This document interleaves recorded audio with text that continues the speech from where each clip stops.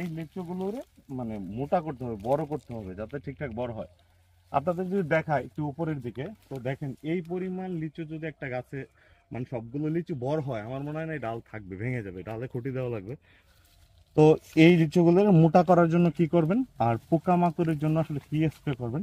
আর যেটা সবচেয়ে সমস্যা হচ্ছে যে মানে লিচুর গায়ে কালো দাগ পড়তেছে, এর জন্য আসলে কি ছত্রাকনাশক দিবেন এই সব।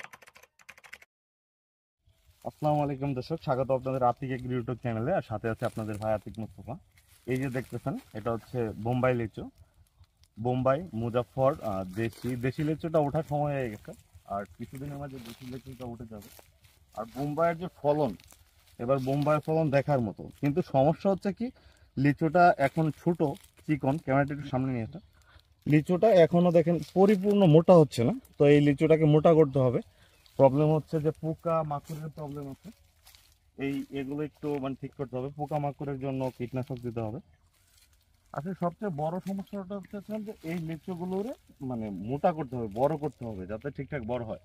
আপনাদের যদি দেখায় একটু উপরের দিকে, তো দেখেন এই পরিমাণ লিচু যদি একটা গাছে মানে সবগুলো লিচু বড় হয়, আমার মনে হয় না এই ডাল থাকবে, ভেঙে যাবে, ডালে খুঁটি দেওয়া লাগবে। অলরেডি এই ডালগুলো কিন্তু চাপে পড়ে গেছে, একটা ডাল ভাঙছে ভিতরে। একটু ভিতরে যদি দেখা তাহলে বোঝা যাবে যে একটা ডাল ভিতরে ভেঙে গেছে অলরেডি। তো এই লিচুগুলোর মোটা করার জন্য কি করবেন, আর পোকামাকড়ের জন্য আসলে কি স্প্রে করবেন। আর যেটা সবচেয়ে সমস্যা হচ্ছে যে মানে লিচুর গায়ে কালো দাগ পড়তেছে, এর জন্য আসলে কি ছত্রাকনাশক দিবেন, এই সব কিছু এই ভিডিওটার মাধ্যমে জানতে পারবেন। তো ভিডিওটাতে একটা লাইক দিয়ে সম্পূর্ণ ভিডিওটা দেখতে। একটা কথা বলতে চাইছি, সেটা হচ্ছে যে আপনারা যারা স্প্রে গুলো করেন, আপনারা অনেকে উল্টাপাল্টা প্রশ্ন করেন। যেমন হচ্ছেন, একজন ভাই আমাকে বলতেছে যে যদি আমি জ্যাম্প্রুর ডোজ হাফ মিলি দেই তাহলে কি মানে ওষুধ কাজ করবে কিনা। ভাই, জ্যাম্প্রুর ডোজ হচ্ছে 1 লিটার পানিতে 1.5 মিলি। 1.5 মিলি জায়গায় যদি আপনি হাফ মিলি দেন, তাহলে সেটা কাজ করবে কিনা আপনিও ভালো জানার কথা।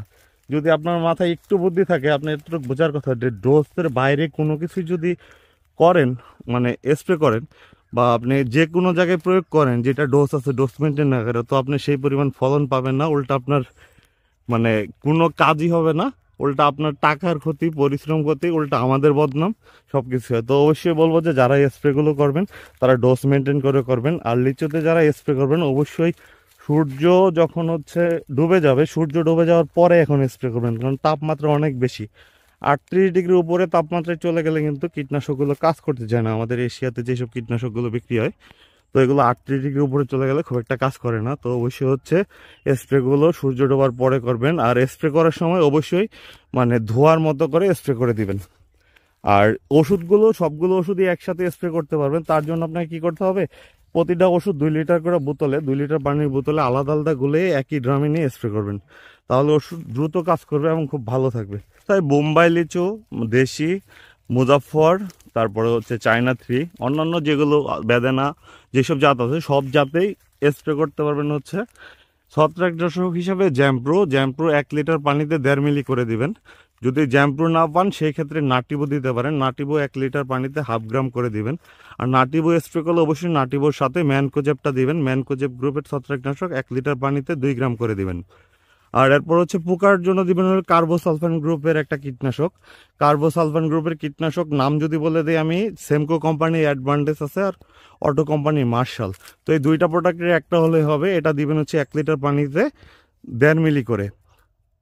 কার্বোসালফান যে গ্রুপটা, এই গ্রুপটার ওষুধটা 1 লিটার পানিতে 1.5 মিলি করে দিবেন। আর সাথে আপনার লাগবে হচ্ছে একটা মাকড়নাশক। মাকড়নাশকের ক্ষেত্রে বায়ার কোম্পানি ওবেরনটা দিতে পারেন। যদি ওবেরন না পান সেই ক্ষেত্রে আপনি 1.8 অ্যাবামেকটিন দিতে পারেন। 1.8 অ্যাবামেকটিনের ডোজ থাকবে হচ্ছে 1 লিটার পানিতে 1.5 মিলি।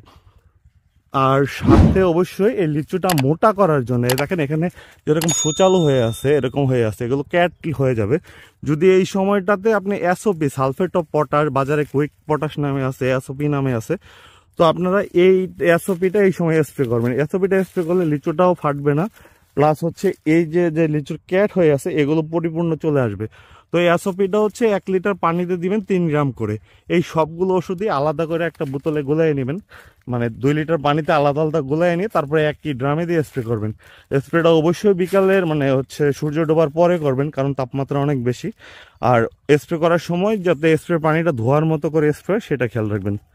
আশা করি আপনারা বিষয়টা বুঝতে পারছেন যে এগুলো স্প্রে করে একটা স্প্রে 7 দিন পরে আরেকটা স্প্রে করবেন, তাহলে দেখবেন লিচুগুলো মোটা হয়ে যাচ্ছে। আর আমাদের বাগানের লিচুগুলো কেমন মোটা হয় বা কেমন বড় হয় সেটাও আপনাদের দেখাবো। তো এবার যে ফলন আছে আলহামদুলিল্লাহ অনেক ভালো ফলন আছে প্রতিটা গাছেই, মানে যে পরিমাণ ফল আছে এই পরিমাণ ফল যদি বড় করা যায় আর যদি পাকানো পর্যন্ত রাখা যায়, তো আমার মনে হয় না এই ডালগুলো এইভাবে থাকবে। তো একটা গাছ অলরেডি দেখাইলাম আপনাদের যে ওটার ডালটা ভেঙে গেছে অলরেডি।